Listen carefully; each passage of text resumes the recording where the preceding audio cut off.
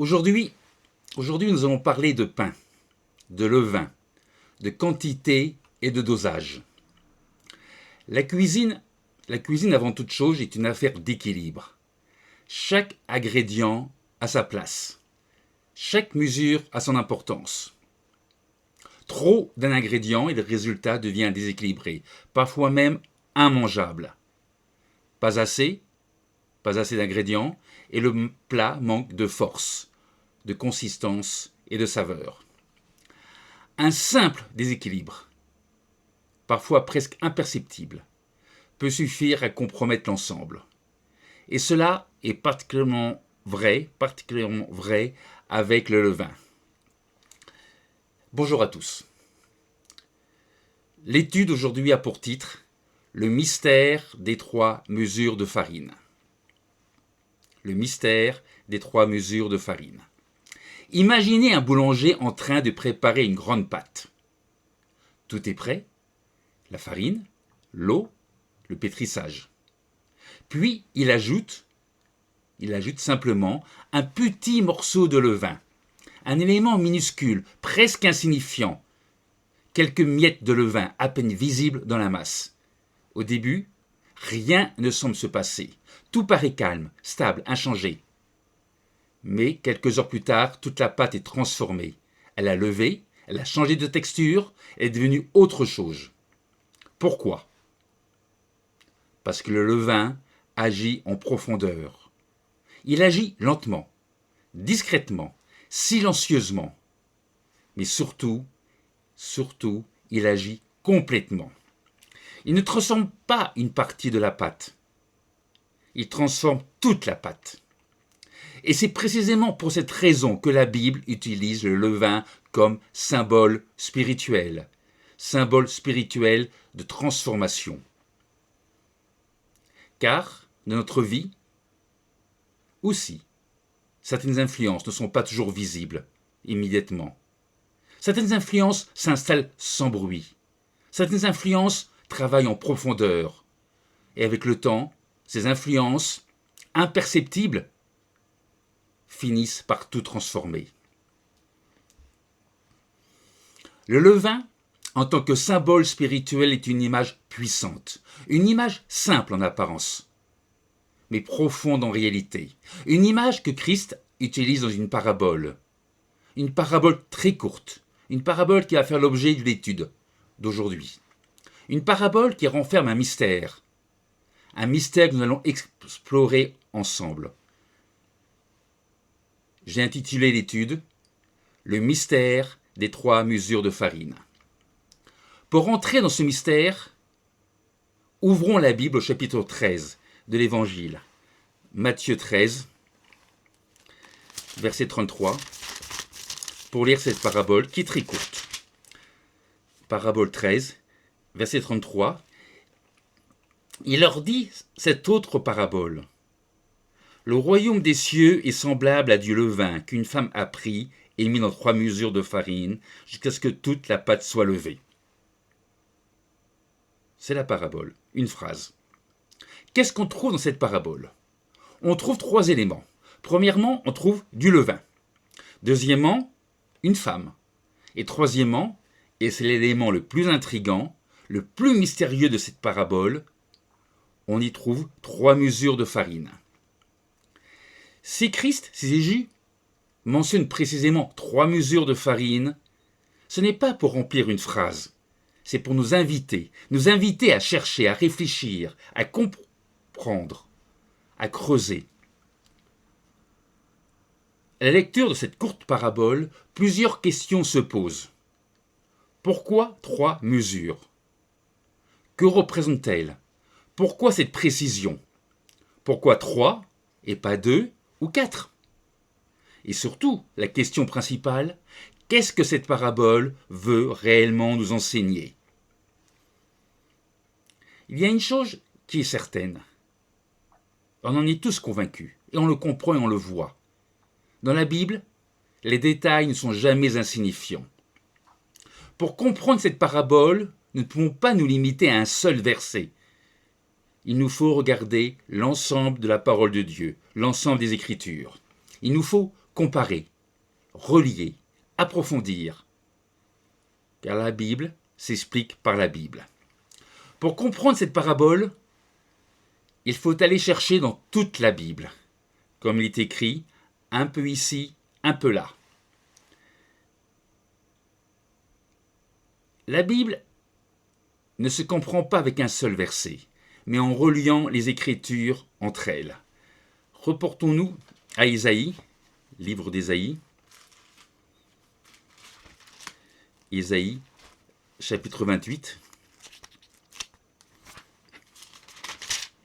verset 10, nous lisons.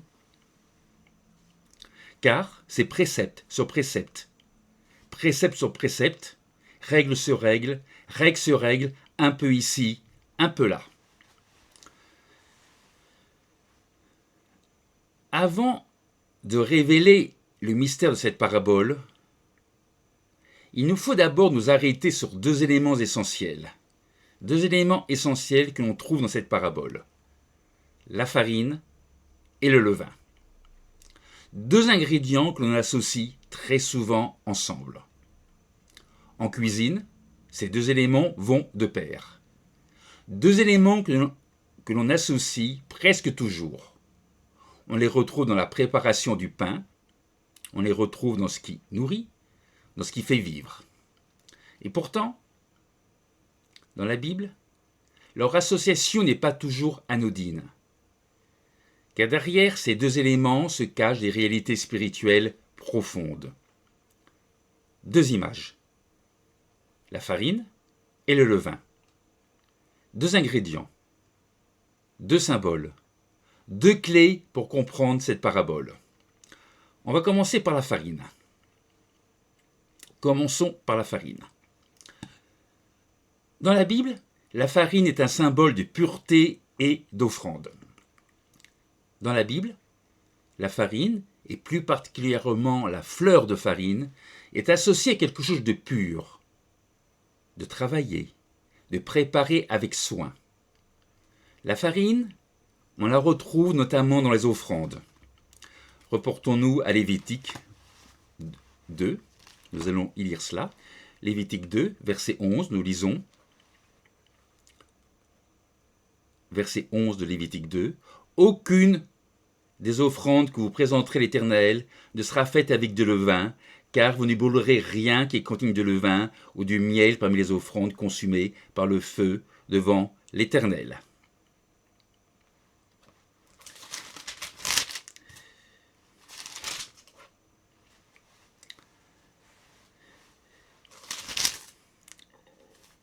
Et je voudrais également lire Lévitique 2, verset 1. Lévitique 2, verset 1. Lorsque quelqu'un fera à l'Éternel une offrande en don, son offrande sera de fleurs de farine. Il versera de l'huile dessus et il y ajoutera de l'encens. Son offrande sera de fleurs de farine, nous lisons. La fleur de farine est la partie la plus fine, la plus pure de la farine, la partie la plus pure, que l'on obtient après un tamisage soigneux. C'est une farine sans impureté, une farine sans son. C'est une farine de qualité supérieure, c'est une farine fine, tamisée et sans impureté. Cette farine, cette fleur de farine représente quelque chose de pur, d'agréable, d'acceptable devant Dieu. La farine se présente sous la forme d'une poudre fine, douce au toucher, légère et uniforme. La farine, on l'obtient en broyant du grain, en le réduisant, en le transformant. Le grain qui était entier au départ, qui était dur, qui était visible, devient une matière fine, travaillée, prête à être utilisée. Et cela n'est pas simplement une réalité physique. Cela a une application spirituelle. Car derrière cette transformation du grain en farine, nous pouvons déjà entrevoir le travail que Dieu accomplit dans nos vies. La farine, ce n'est pas le grain brut. C'est un grain qui a été transformé, un grain qui a été broyé, écrasé, travaillé, avant de devenir quelque chose d'utile. Et cela nous parle directement, car dans notre vie aussi, Dieu travaille. Il prend ce que nous sommes naturellement, nos caractères, nos résistances, notre orgueil, notre dureté. Et il permet parfois des expériences qui nous façonnent, qui nous humilient et qui nous transforment. Comme le grain, nous ne devenons pas de la fleur de marine sans passer par un processus. Un processus qui peut être difficile. Un processus parfois incompréhensible, mais un processus indispensable. Alors, pourquoi ce processus ? Parce que Dieu ne cherche pas simplement à nous laisser tels que nous sommes. Il veut faire de nous quelque chose de pur, de raffiné, d'agréable à ses yeux. C'est pour cela que dans les offrandes, Dieu demande de la fleur de farine, c'est-à-dire quelque chose de travaillé, quelque chose de préparé, quelque chose dans laquelle il n'y a aucune impureté. Alors, une question personnelle se pose. Est-ce que nous acceptons ce travail de Dieu dans nos vies, ou est-ce que nous résistons lorsqu'il cherche à nous transformer ? Il s'agit d'une question essentielle, et la réponse est sérieuse, car sans transformation, il ne peut y avoir de maturité. Sans le travail intérieur que Dieu opère en nous, il ne peut y avoir de véritable croissance spirituelle. Il nous transforme pour faire de nous quelque chose de pur et d'utile. Il y a un détail très important dans les offrandes qui devait être présenté à Dieu. Le levain y était interdit. Nous avons lu verset 11 de Lévitique 2, relisons-le. Lévitique 2, verset 11. Aucune des offrandes que vous présenterez à l'Éternel ne sera faite avec du levain, car vous ne brûlerez rien qui contienne du levain ou du miel parmi les offrandes consumées par le feu devant l'Éternel. Cette instruction qui interdit le levain dans les offrandes, cette instruction nous montre que la farine est liée à ce qui est pur et que le levain, lui, est associé à quelque chose que l'on doit écarter. Et c'est justement là que le danger apparaît. Car dans cette farine, travaillée, transformée, purifiée, quelque chose peut être introduit. Quelque chose de petit, presque invisible, mais qui va tout changer. Ce quelque chose qui peut être introduit, c'est le levain. Donc, parlons maintenant du levain. Dans toute la Bible, le levain est presque toujours utilisé comme un symbole d'influence. Quelque chose de petit, certes, mais quelque chose qui agit en profondeur. Jésus lui-même nous met en garde contre le levain. Voyons ça en Matthieu 16. Matthieu 16, verset 6.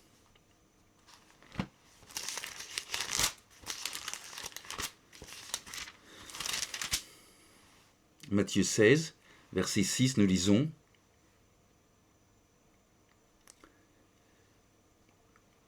Jésus leur dit, « Gardez-vous avec soin du levain des pharisiens et des sadducéens. » Le levain des pharisiens, c'est l'hypocrisie. Le levain des sadducéens, c'est l'incrédulité. Et l'apôtre Paul confirme ce principe en 1 Corinthiens. Reportons-nous au premier livre des Corinthiens. 1 Corinthiens, verset 5. 1 Corinthiens 5, verset 6, nous lisons. C'est bien à tort que vous vous glorifiez. Ne savez-vous pas qu'un peu de levain fait lever toute la pâte ? Notez dans le verset que je viens de vous lire l'usage du mot « peu ». Le mot « peu », qu'un peu de levain, le mot « peu », peut signifie, c'est pas peu signifier, mais signifie une petite quantité, quelque chose de minime, quelque chose de presque insignifiant. Le mot peu est très important. Cela signifie quelque chose de presque invisible, que quelque chose de presque invisible peut produire un grand effet. La Bible ne dit pas beaucoup de levain. Elle dit un peu de levain. Autrement dit, il suffit de très peu. Il suffit de très peu pour influencer toute une vie. Le danger ne vient pas toujours de grandes choses visibles, mais souvent de petites choses tolérées. Le danger, quand il est visible, on peut l'éviter. Le danger est véritable quand on ne le voit pas. Le danger dans la vie spirituelle, ce n'est pas toujours ce qui est grand et visible, mais ce qui est petit, toléré, accepté.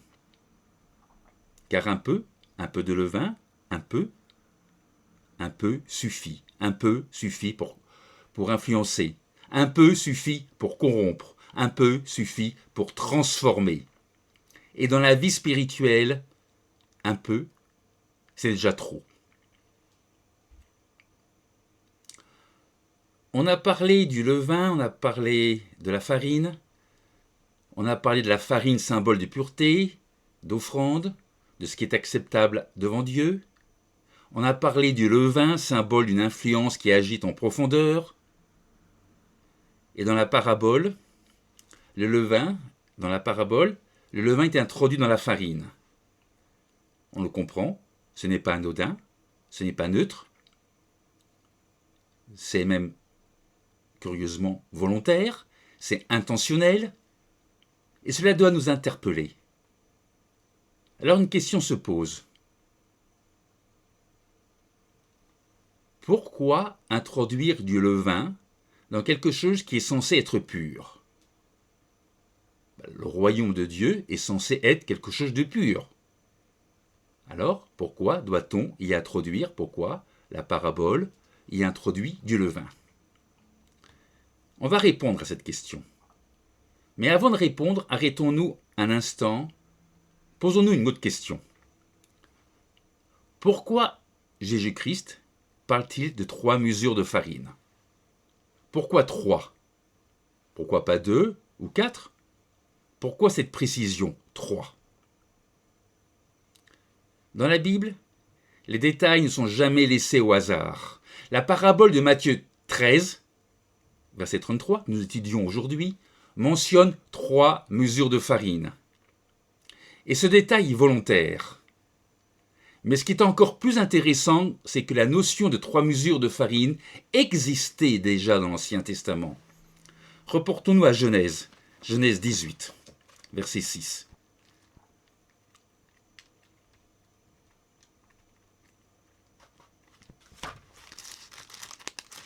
Genèse 18, verset 6.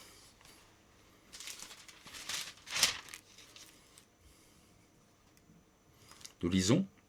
Abraham alla promptement dans sa tente vers Sarah et il dit : Vite, 3 mesures de fleurs de farine, pétries et faites de gâteaux. Là aussi, il est question de 3 mesures. 3. Pourquoi 3 mesures ? Pas 2 ou 4. La Bible ne parle jamais au hasard. Dans les Écritures, les nombres ont souvent une signification. Et le chiffre 3 revient constamment. C'est un chiffre de complétude, de témoignage et d'accomplissement. Par exemple, Jonas resta dans le ventre du grand poisson 3 jours. Quant à Christ, il resta dans le tombeau 3 jours.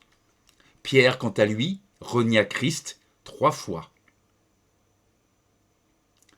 Le chiffre 3 marque quelque chose de complet, quelque chose d'établi et de total. 3 mesures de farine signifient une quantité complète.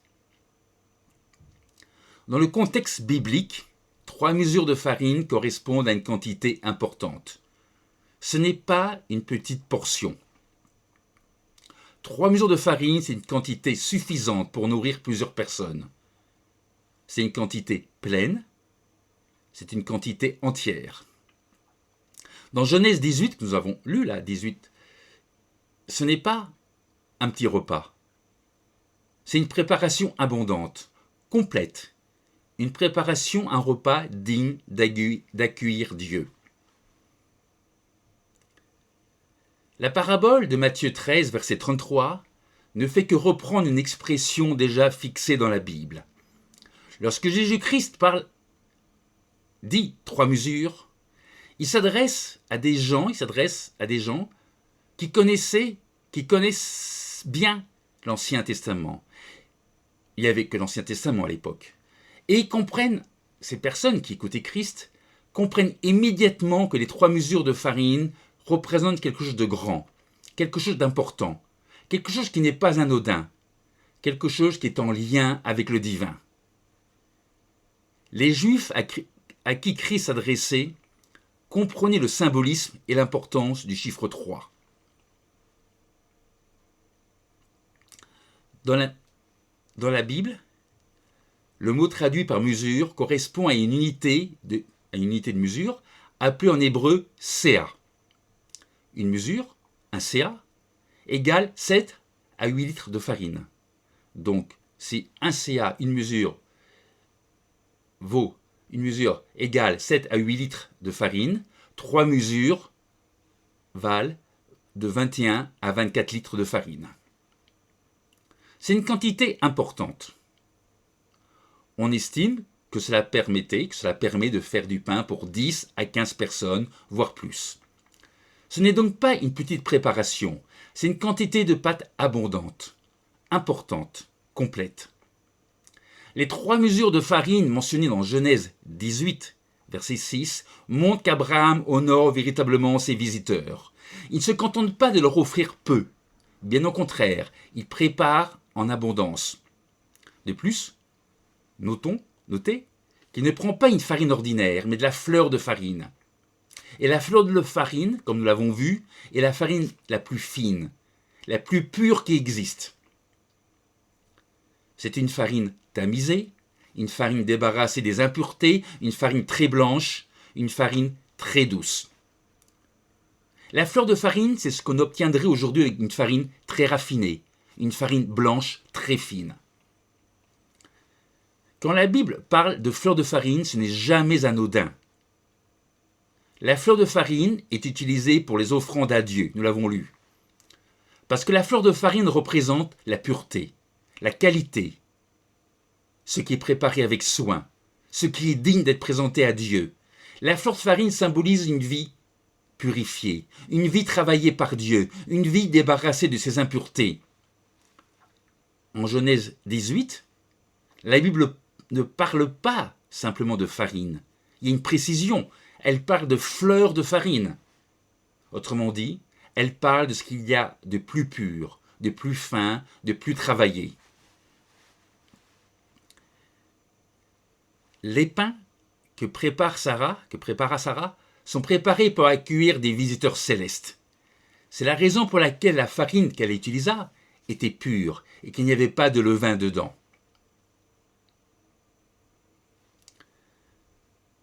Pour bien comprendre les 3 mesures de farine de la parabole de Matthieu 13, verset 33, il nous faut voir que la farine n'apparaît pas seulement dans cette parabole. Il est continuellement question de farine dans la Bible. Elle revient à plusieurs moments clés. Nous l'avons vu avec Abraham, qui demande à sa femme de prendre 3 mesures de fleurs de farine lorsqu'il reçoit des visiteurs célestes. Il ne le fait pas pour préparer un simple repas. C'est un acte d'honneur, c'est un acte d'accueil, c'est un acte de respect envers Dieu. Avec Abraham, la farine est associée à une rencontre avec Dieu, à une présence divine et un partage. La farine est en lien avec Dieu.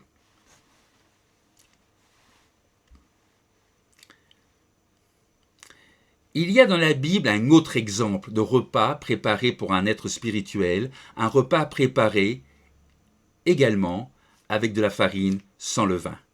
Reportons-nous au livre des Juges. Juges, chapitre 6, verset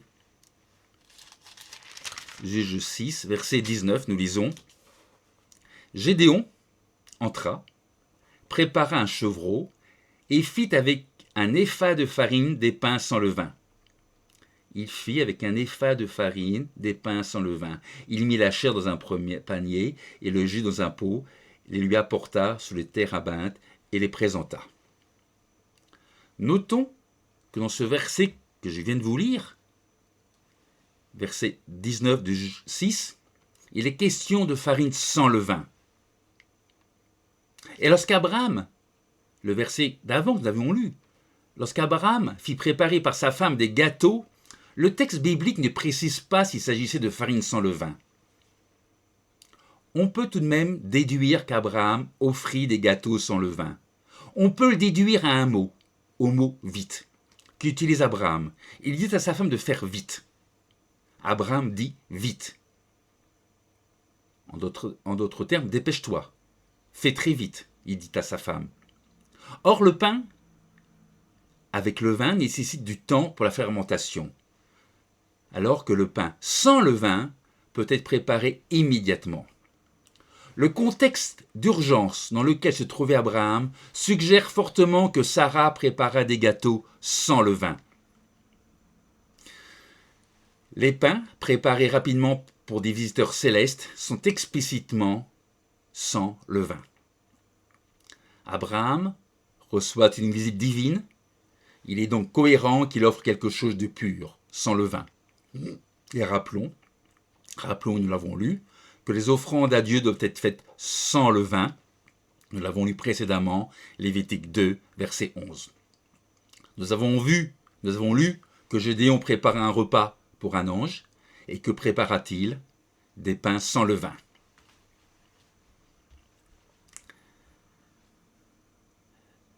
De farine, prenons un autre exemple. De farine, il en est encore question d'une situation totalement différente. Dans l'histoire d'une veuve qui n'a presque plus rien, si ce n'est un peu de farine et un peu d'huile. Reportons-nous au premier livre des rois. 1 roi 17.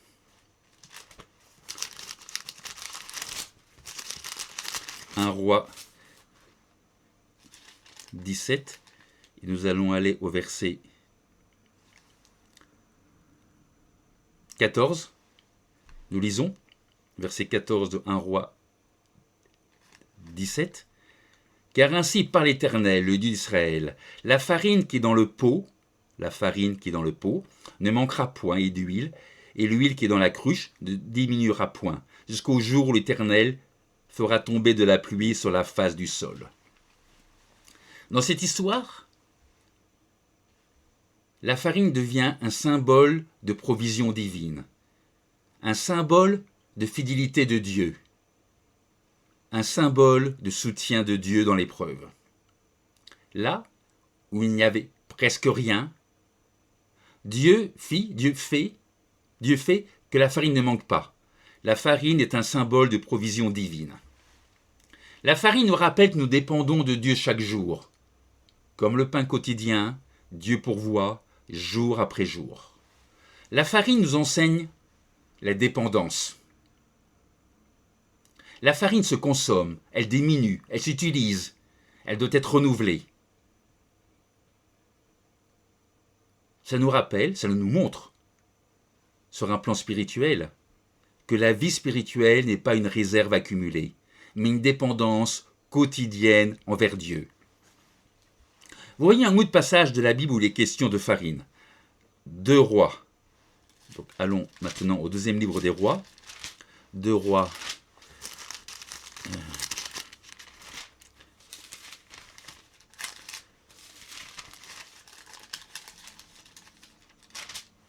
Deux rois.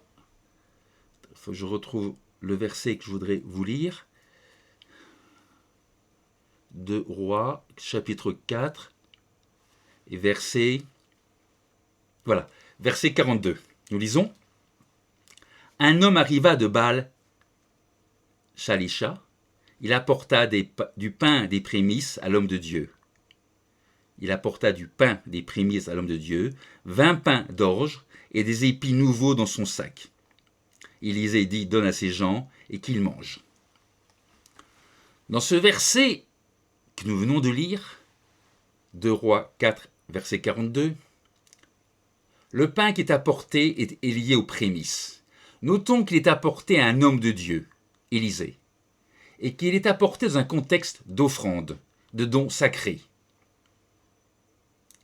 Il est donc très probable, même c'est une évidence, c'est une certitude, même si ce n'est pas explicitement dit, que ce pain était sans levain, en conformité au principe général des offrandes. Et nous voyons qu'une petite quantité de pain est apportée, et Dieu multiplie ce qui est apporté. Ici encore, la farine devient le support d'un miracle. Ce qui est limité devient, ce qui était au départ limité, devient suffisant. Ce qui était petit devient abondant. Entre les mains de Dieu, la farine devient source d'abondance. Le verset 42 du chapitre 4, que nous avons lu, du deuxième livre des rois, nous montre une fois de plus que la farine, ou le pain qui en découle, est lié à la provision divine, au miracle et à la fidélité de Dieu. Ce miracle que fit Élisée introduit un miracle que fera Jésus-Christ. Le miracle de la multiplication des pains. On peut s'y reporter. Matthieu 14. Matthieu 14, le miracle de la multiplication des pains. Je crois que c'est le verset... c'est Matthieu 14, verset 20, 18, je regarde. Matthieu 14...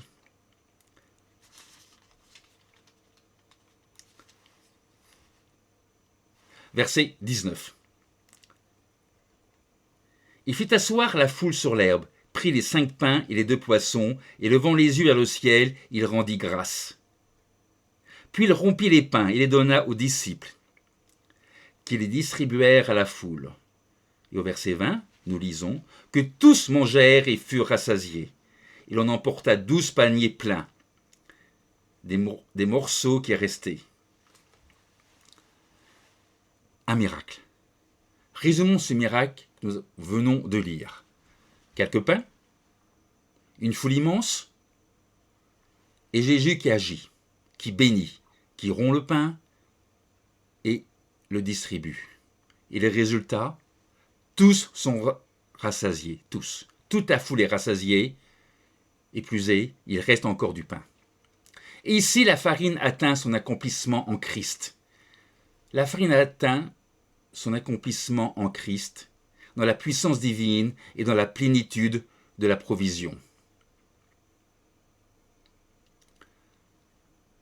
Alors, si nous prenons du recul, si on prend du recul,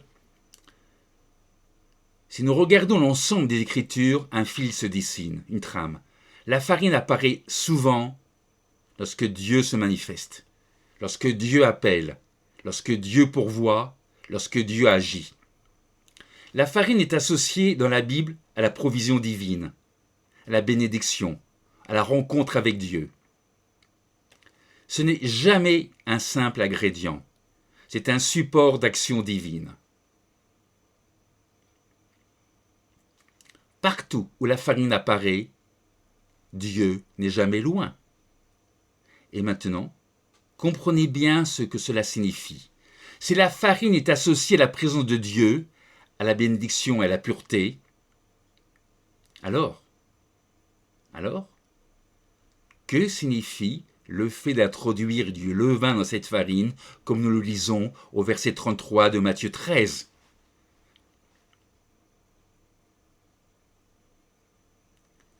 Mais avant de répondre à cette question, une question qui a fait couler beaucoup d'encre, avant de répondre à cette question, intéressons-nous encore à un autre détail. La parabole de Matthieu 13, verset 33, contient plusieurs éléments que nous avons vus. On a vu quoi ? On a vu le levain, la farine, nous avons vu qu'il devait y avoir une quantité bien précise, 3 mesures. Ces choses, je vous les ai expliquées. Maintenant, allons un peu plus loin. Avant de chercher à comprendre le sens profond de cette parabole, et en particulier pourquoi du levain est introduit dans la farine, arrêtons-nous un instant. Car il y a un autre élément dans cette parabole. Oui, il y a un autre élément. un élément discret, un élément presque silencieux, et pourtant absolument essentiel. Cet élément, c'est la femme. La parabole nous dit qu'une femme prend du levain et le cache dans 3 mesures de farine. Dans différentes versions de la Bible, il est dit que la femme mit du levain. En fait, le mot maître ne reflète pas exactement le mot que l'on trouve en grec.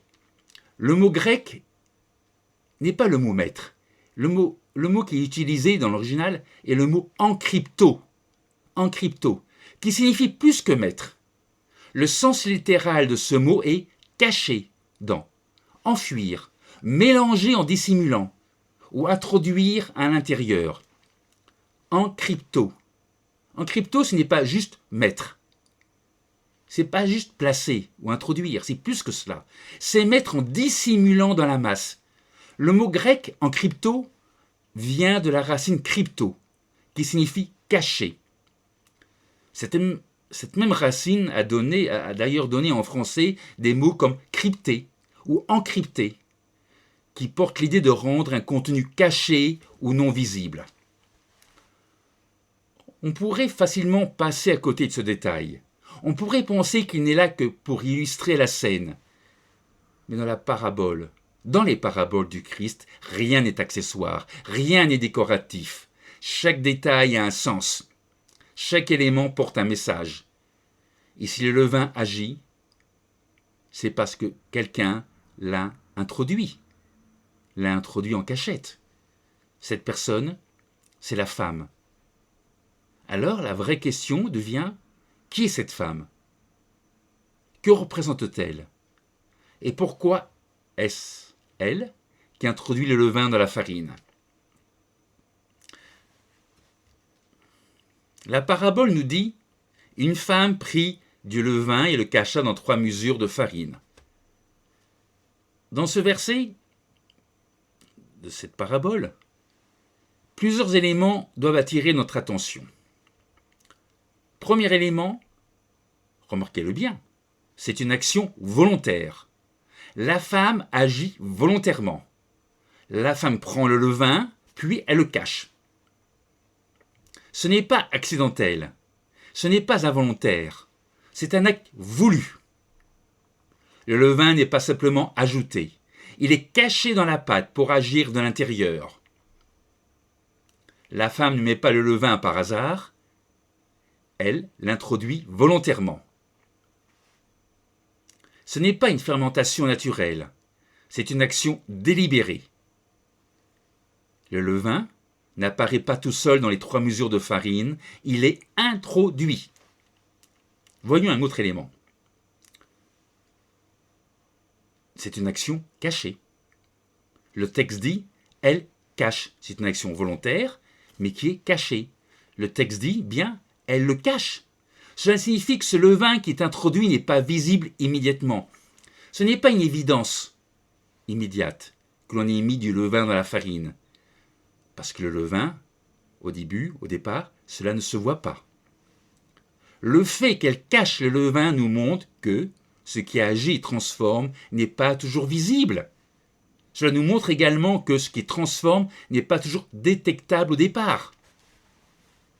Et spirituellement, la leçon est immense. Cela nous montre que le danger n'est pas toujours ce que l'on voit, mais ce qui agit en silence. Troisième élément, la femme représente une influence qui travaille de l'intérieur. La femme ne travaille pas à l'extérieur, elle agit dans la pâte.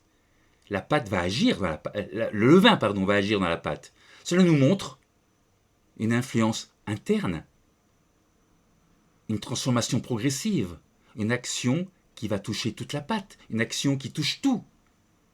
L'action du levain, comme je l'ai dit, ne se voit pas au début. L'action du levain, ça commence petit, ça commence en secret et agit silencieusement. Ce que Christ, à travers cette parabole, veut nous montrer, Jésus veut nous montrer que ce qui transforme le plus, ce n'est pas toujours visible au départ. Le levain se voit pas. Le levain n'agit pas à la surface. il est à l'intérieur. Il est mélangé à la pâte. Il est indétectable au début, puis il transforme toute la masse. Cette parabole nous montre que toute transformation vient de l'intérieur et pas de l'extérieur. C'est une leçon spirituelle immense, cruciale, importante. Maintenant, je voudrais maintenant élargir et regardons le symbolisme de la femme dans la Bible. Parce qu'on parle de femme, regardons le symbolisme de la femme dans la Bible. Dans la Bible, la femme est un symbole puissant. Elle représente souvent un système, une communauté, une influence collective. La femme dans la Bible symbolise plusieurs choses. Premièrement, la femme, dans la Bible, est le symbole du peuple de Dieu, un symbole positif.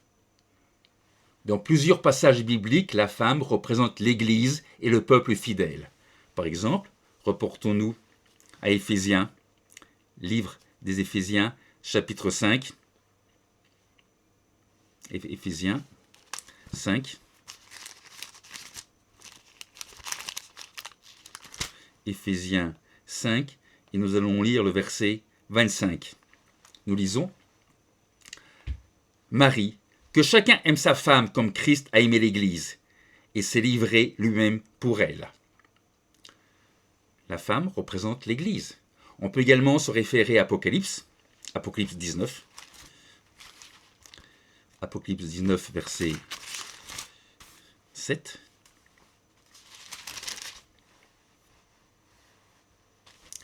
Nous lisons: Réjouissons-nous, soyons dans l'allégresse et donnons-lui gloire, car les noces de l'agneau sont venues. Son épouse, une femme, son épouse, s'est préparée. La femme dans cette perspective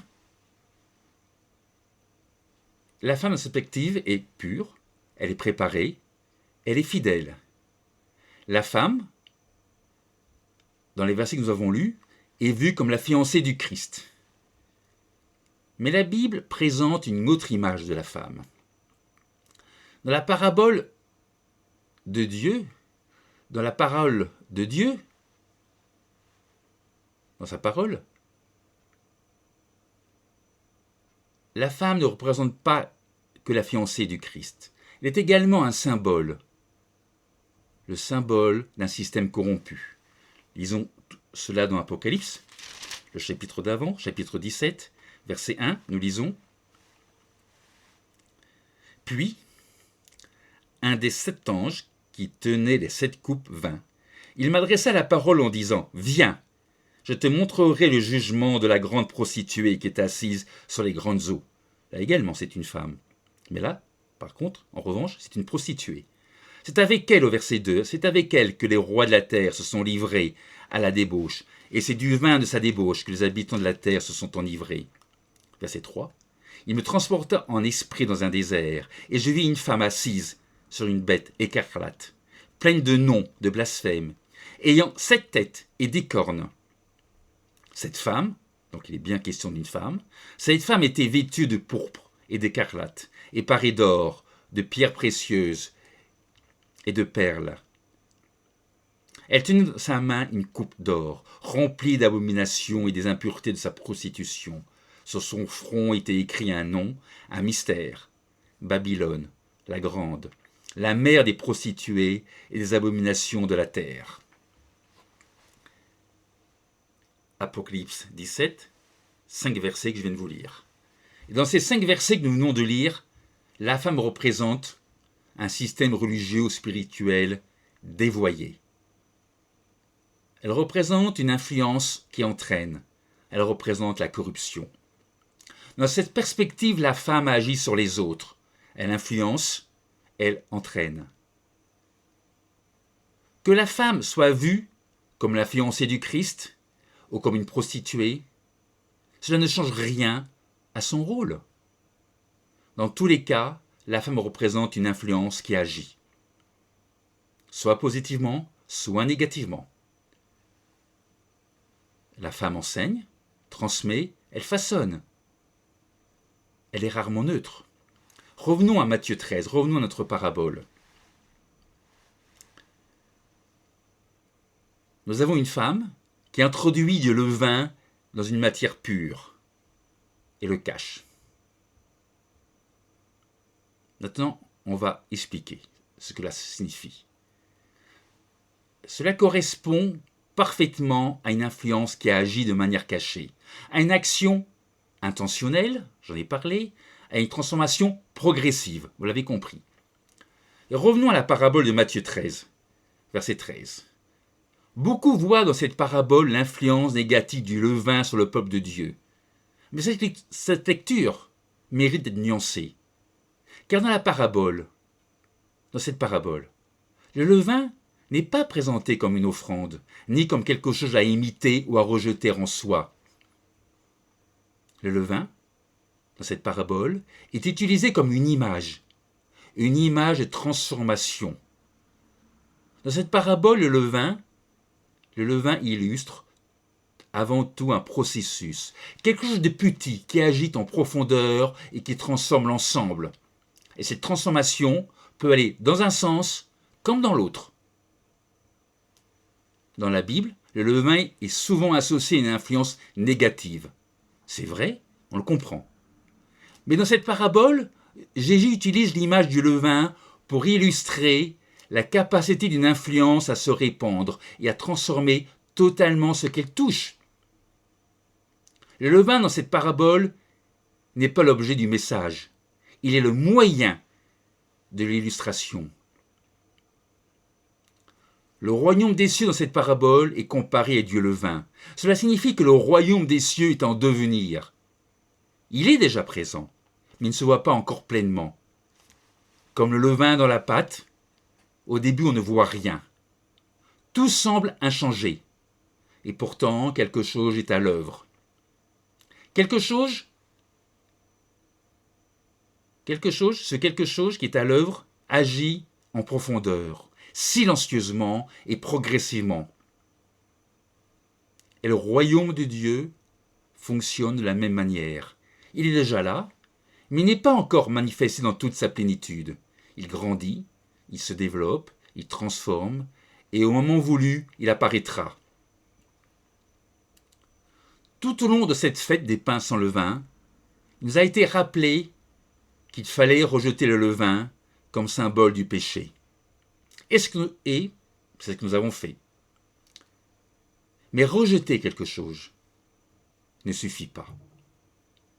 Car si nous enlevons quelque chose de notre vie, il faut le remplacer. La nature n'aime pas le vide. Rejeter le péché, c'est bien. C'est nécessaire. C'est indispensable. Mais cela ne suffit pas. Il faut remplacer ce qui a été rejeté. Remplacer le péché par quoi? Il faut le remplacer par la justice, par la vérité, par la parole de Dieu et par le caractère de Christ. Car si nous nous contentons d'enlever, sans remplir, alors ce que nous avons chassé peut revenir. Au cours de cette fête, nous devions remplir à nouveau, remplacer ce qui a été enlevé. Dieu ne nous appelle pas seulement à enlever le péché. Il nous appelle à être remplis de ce qui est juste. Nous avons célébré cette semaine la fête des pains sans levain. C'est bien, c'est nécessaire, c'est une étape du plan de salut. C'est une fête de Dieu, et cette fête nous enseigne quelque chose d'essentiel. Il ne suffit pas d'enlever le levain, il faut le remplacer. Remplacer ce que nous avons ôté, remplacer ce que nous avons laissé derrière nous. Car une vie vidée, mais non remplie, finit toujours par se remplir à nouveau, et bien souvent du même levain qu'auparavant. Enlever, comprenez-le bien, ne suffit pas. Si nous retirons le levain, sans remplir notre vie autrement, alors le vide demeure. Et ce vide ne restera pas vide longtemps. Il faut combler ce vide, mais le remplacer par quoi? par ce qui vient de Dieu, par la vérité, par la justice, par le caractère de Christ. Enlever le levain, c'est une étape. Le remplacer, c'est la vraie transformation. C'est le véritable sens de la fête des pains sans levain. Ce que nous avons enlevé cette semaine doit maintenant être remplacé. Sinon, nous n'avons fait que la moitié du chemin. La vraie question n'est pas seulement qu'avons-nous enlevé, mais aussi par quoi l'avons-nous remplacé. Nous savions tous ce que nous devions enlever au cours de cette semaine, mais malheureusement, nous savons beaucoup moins par quoi nous devons remplacer ce que nous avons enlevé. Enlever le levain, se débarrasser du péché, n'est pas le but en soi. Ce n'est qu'une étape vers le but ultime. Et le but ultime, c'est le royaume de Dieu. Et comme je l'ai mentionné, la nature n'aime pas le vide. C'est une réalité simple, une réalité physique, mais aussi une vérité spirituelle. Dans le monde physique, lorsqu'un espace est vide, il est toujours rempli par quelque chose. L'air prend la place, l'eau s'infiltre, quelque chose vient combler. Et il en est exactement de même dans notre vie spirituelle. Lorsque nous enlevons quelque chose, ce vide ne reste jamais vide longtemps. Si nous chassons une habitude, une pensée, un péché, quelque chose viendra prendre sa place. La vraie question n'est donc pas « que dois-je enlever ?» D'ailleurs, on connaît la réponse. Enlever le levain, enlever le péché. La vraie question, c'est par quoi je vais remplacer ce que j'ai enlevé. La vraie question est qu'est-ce que je vais mettre à la place de ce que j'ai enlevé.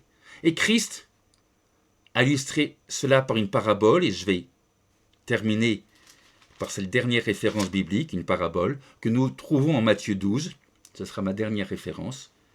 Matthieu 12, une autre parabole qui illustre la parabole que nous étudions aujourd'hui. Matthieu 12, verset 43. Nous lisons. Lorsque l'esprit impur est sorti d'un homme, il va par des lieux arides, cherchant du repos, et n'en trouve point. Alors il dit, je retournerai dans ma maison d'où je suis sorti, et quand il arrive, il la trouve vide, balayée et ornée. Il s'en va, et il prend avec lui 7 autres esprits plus méchants que lui. Ils entrent dans la maison, s'y établissent, et la dernière condition de cet homme est pire que la première. Il en sera de même pour cette génération méchante. Dans cette parabole que je viens de vous lire, Christ parle d'un esprit impur qui sort d'un homme, mais qui revient et trouve la maison vide, balayée et ornée. Et que se passe-t-il ? L'esprit impur revient. Il revient avec d'autres. Et la situation pour l'homme devient pire qu'avant. Pourquoi pire ? Parce que le vide n'a pas été rempli. Rejeter le péché, c'est indispensable. Nous l'avons compris, nous le comprenons. Nous l'avons fait symboliquement cette semaine. Mais si nous nous contentons d'enlever, sans remplir, alors nous laissons une porte ouverte. C'est pour cela que Dieu nous appelle. Il ne nous appelle pas seulement à enlever, mais à remplacer ce qu'on a enlevé. Le vide spirituel est dangereux, parce qu'un vide est toujours rempli, mais pas forcément par ce qui vient de Dieu. Si nous ne remplissons pas notre vie avec ce qui est juste, notre vie se remplira d'elle-même, et souvent de ce que nous avions justement voulu enlever. Ce que nous avons enlevé, il nous faut le remplacer par la parole de Dieu, par l'Esprit de Dieu, par la justice de Dieu et par le caractère de Christ. Je vais encore me référer à un verset biblique. Matthieu 13. Matthieu 13, je vais relire cette parabole. Matthieu 13, je voudrais la relire. Matthieu 13, verset 33. Qu'est-ce que nous dit Dieu dans cette parabole ? Le royaume des cieux est semblable à du levain. Dans cette parabole, Le royaume des cieux est comparé à du levain. Il nous faut relever la portée prophétique de cette parabole. C'est une parabole sur le royaume en processus, sur le royaume en devenir. Jésus dit,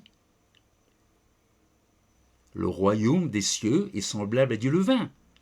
Cela signifie que le royaume n'est pas seulement un événement futur, cela signifie que c'est un processus en cours.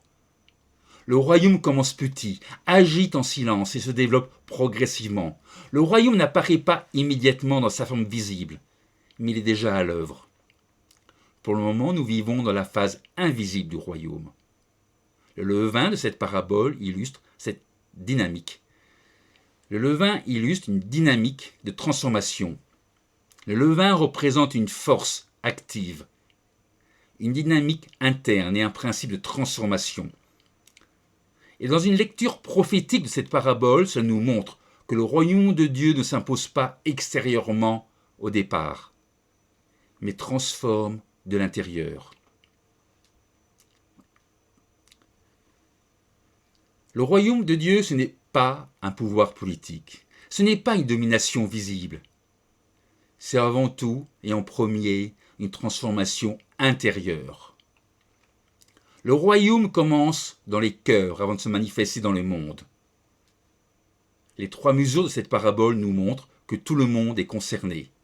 Les 3 mesures représentent un ensemble complet. Dans une lecture prophétique, cela pointe vers le peuple de Dieu, puis vers l'humanité entière, et en finale, c'est la totalité de la création qui est concernée. Le levain du royaume des cieux agira, il agit présentement, et continue à agir jusqu'à ce que tout soit levé. Le royaume de Dieu ne sera pas limité, il aura une portée globale. Quant à la femme de la parabole, elle joue le rôle d'un agent d'introduction. La femme introduit le levain, elle agit, elle initie, elle déclenche le processus. Dans une lecture prophétique, la femme, c'est l'épouse du Christ. C'est l'Église, c'est littéralement l'action de Dieu dans le monde. Dieu travaille et agit à travers des hommes et des femmes. Dieu travaille et agit à travers des instruments dont le principal est l'Église, le corps spirituel de Dieu. Le levain de la parabole de Matthieu 13 initie une transformation progressive, mais en finale, une transformation totale. Le texte dit, jusqu'à ce que toute la pâte soit levée. Cela implique du temps, cela implique un processus et une progression. Cela implique aussi une certitude. Le processus ira jusqu'au bout, avec nous ou sans nous. C'est à nous de choisir si l'on veut faire partie de ce processus. Quoi qu'il en soit, le royaume atteindra son accomplissement. Cette parabole nous fait comprendre que le royaume est déjà là, mais qu'il n'est pas encore pleinement manifesté. Il agit, mais il n'est pas encore visible. Il transforme, mais le monde n'est pas encore transformé. Nous vivons dans le déjà et le pas encore. Qu'est-ce que ça veut dire ? Vivre dans le déjà et le pas encore. Cela veut dire que le royaume de Dieu est déjà présent, mais qu'il n'est pas encore pleinement manifesté. Vivre dans le déjà signifie que le royaume agit aujourd'hui. Il transforme les cœurs, il est à l'œuvre dans la vie des croyants. Mais le pas encore signifie que le royaume n'est pas encore visible dans sa gloire. Le monde n'est pas encore transformé. Christ ne règne pas encore publiquement sur toute la terre. Au verset 21 du Luc 17, nous lisons « Le royaume de Dieu est au milieu de vous. » Le royaume de Dieu est au milieu de vous, c'est le déjà. Et au verset 10 de Matthieu 6, nous lisons « Que ton règne vienne », c'est le pas encore. Dans Matthieu 13, le verset 33 que nous avons étudié aujourd'hui, le levain agit, c'est le déjà. Toute la pâte n'est pas encore levée, c'est le pas encore. La parabole que nous avons étudiée aujourd'hui nous montre un royaume qui commence petit. Un royaume qui agit de l'intérieur, qui se développe progressivement, qui atteint toute la totalité et qui aboutira à une transformation complète. Alors, la question essentielle, la question principale en ce dernier jour de la fête des pains sans levain devient, la question est-ce que ce levain agit en nous? Bien entendu, quand je parle de levain, quand cette parabole parle de levain, il s'agit du levain, le levain du royaume des cieux. Le royaume de Dieu n'est pas seulement une promesse à venir, c'est une puissance déjà à l'œuvre. Certes, une puissance invisible aujourd'hui, mais qui sera manifeste demain. La parabole de Matthieu 13, verset 33, nous fait comprendre que le levain du royaume est déjà dans la pâte, et rien ne pourra empêcher que toute la pâte soit levée. Aujourd'hui, au cours de cette étude, nous avons vu un fil étonnant dans la Bible. Nous avons vu que chez Abraham, les 3 mesures de farine servent à accueillir Dieu. Nous avons vu que dans les offrandes du temple, la farine devait être pure et sans levain. Nous avons vu que dans les miracles des prophètes et de Jésus, le pain devient un signe de la provision divine. Nous avons vu que dans la parabole du royaume des cieux, du levain est introduit dans la farine. Et Jésus nous rappelle ainsi qu'une influence peut se répandre et transformer toute la pâte. C'est pourquoi Dieu appelle son peuple à enlever le levain et à devenir une pâte nouvelle pour le royaume de Dieu. Nous avons enlevé le péché de nos vies cette semaine. Maintenant, remplissons nos vies. Remplissons nos vies des fruits de l'esprit. Car Dieu nous appelle, pas seulement à ôter, il nous appelle à devenir. Et si, jour après jour, nous remplaçons le péché par l'esprit, alors nous pouvons avancer avec cette assurance, avoir la certitude que le royaume de Dieu nous est réservé. Je vous souhaite à toutes et à tous une excellente fête des pains sans levain, un excellent dernier jour.